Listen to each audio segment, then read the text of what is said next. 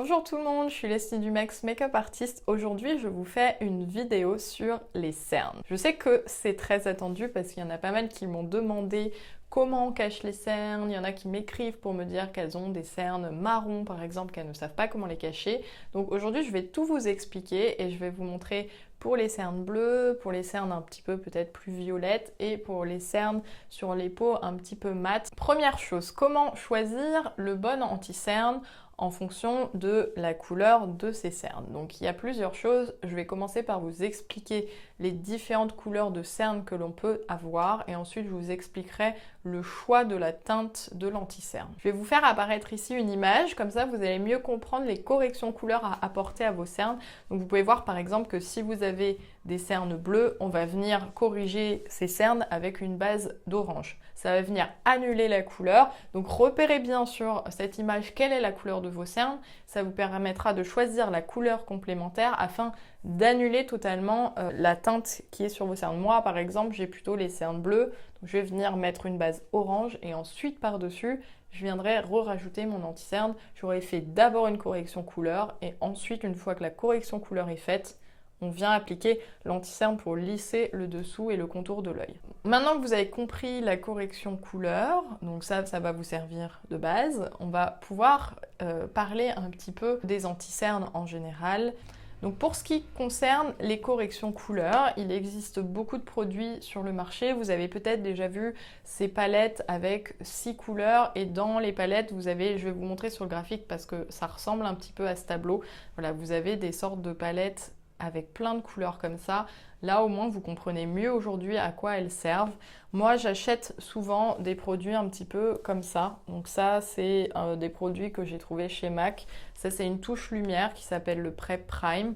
C'est un highlighter, mais en fait, il a une teinte que je vais vous montrer. Ça se voit pas de prime abord, il est un peu orangé. Ça se voit beaucoup plus une fois qu'il a séché. Donc ça, c'est parce que moi, j'ai un peu la flemme de faire une grosse correction couleur. Donc d'abord, je vais mettre cette base et ensuite par-dessus, je viendrai appliquer mon anti-cerne. Donc, comme je disais tout à l'heure, si vos cernes sont par exemple plus vertes, vous mettrez une base de rouge. Mais en général, on n'a pas les cernes vertes, c'est plutôt l'inverse. Si on a un peu de rouge sous l'œil, on va venir mettre une base verte. Et inversement, si on a la cerne qui est un peu violette, on va mettre un produit un petit peu jaune. Donc là, vous choisissez en fonction de ce que j'ai montré. Là, c'est un exemple, par exemple, de base un petit peu orangée. Je vous montre, déjà en séchant, vous voyez, il est devenu un petit peu plus orange. Donc là, ça commence à se voir par rapport à ma peau.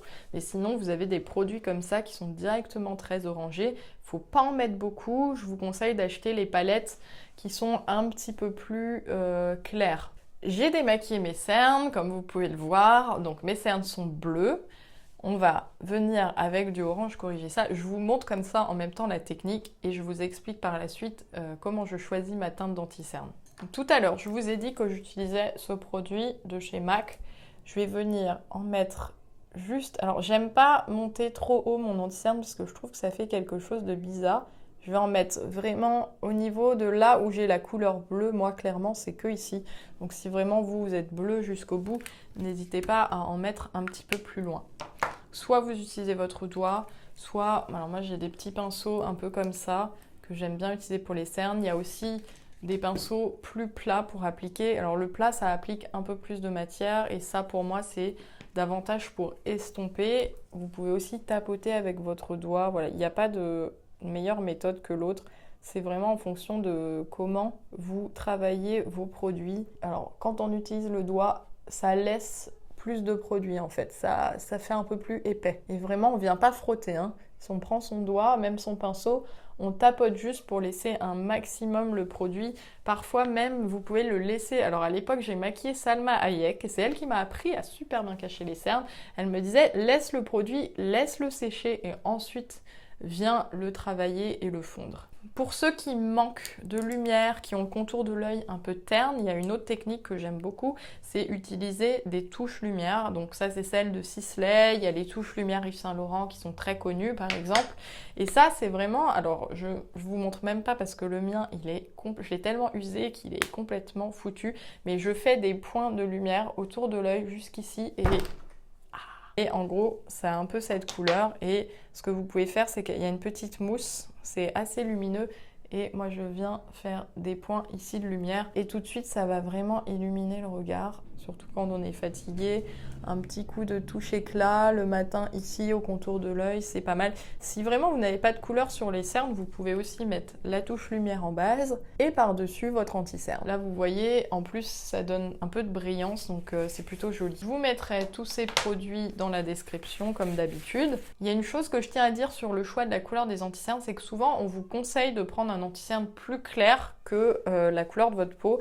Alors ça, je trouve ça un peu dangereux parce que souvent on se retrouve à avoir comme un peu un masque de ski autour des yeux et la fille là elle est toute blanche comme ça, c'est vraiment pas naturel. Donc non, je vous conseille pas de prendre un anti-cerne trop clair. En général, choisissez un anti-cerne qui soit vraiment de la teinte de votre peau.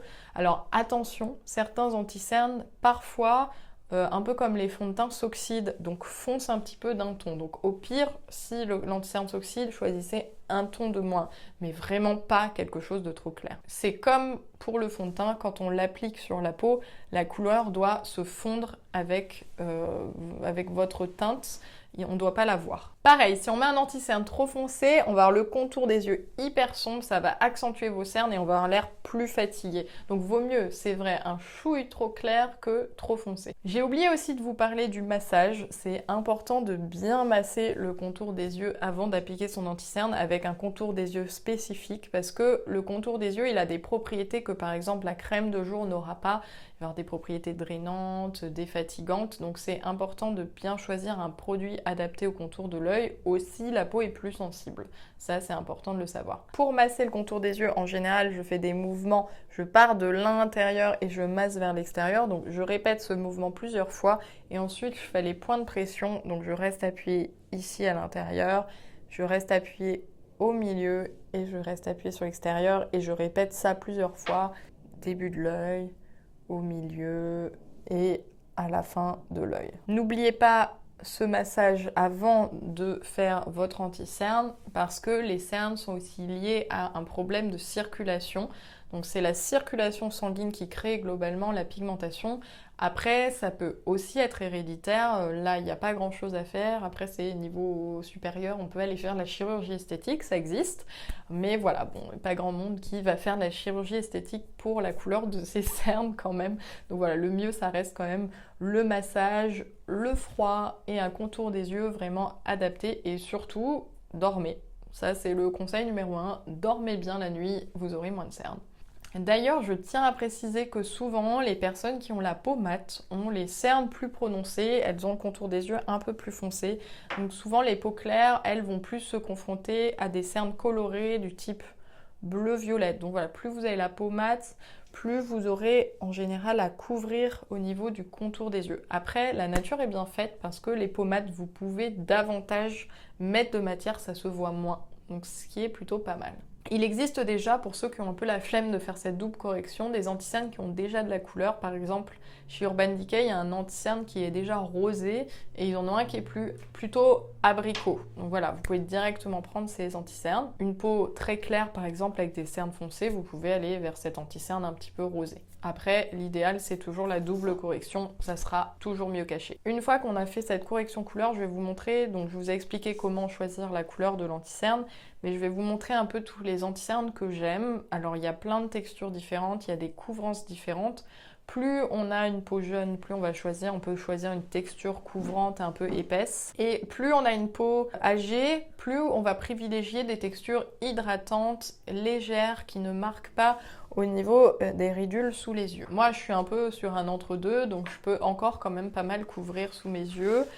Mais je fais un peu plus attention parce que maintenant, ça peut avoir en cours de journée tendance à se voir. Donc, attention aussi au niveau de la poudre, j'en parlerai après. J'ai beaucoup d'anti-cernes, là je vous les montre, enfin j'en ai beaucoup d'autres aussi. Ça c'est un peu ceux que j'utilise au quotidien et aussi ceux que j'utilise quand je travaille. Je vais vous montrer rapidement tous ces anti-cernes. Ça c'est le Forever Skin Correct de chez Dior. Celui-là, je l'aime bien pour une peau plus âgée parce qu'il est assez transparent, assez lumineux. Il couvre quand même si on a les cernes prononcées, donc c'est un bon entre-deux. Il y a le Fenty, alors là il est clairement plus couvrant sur une peau plus âgée, je ne l'utiliserai pas, je le choisirais plutôt pour une peau plus jeune.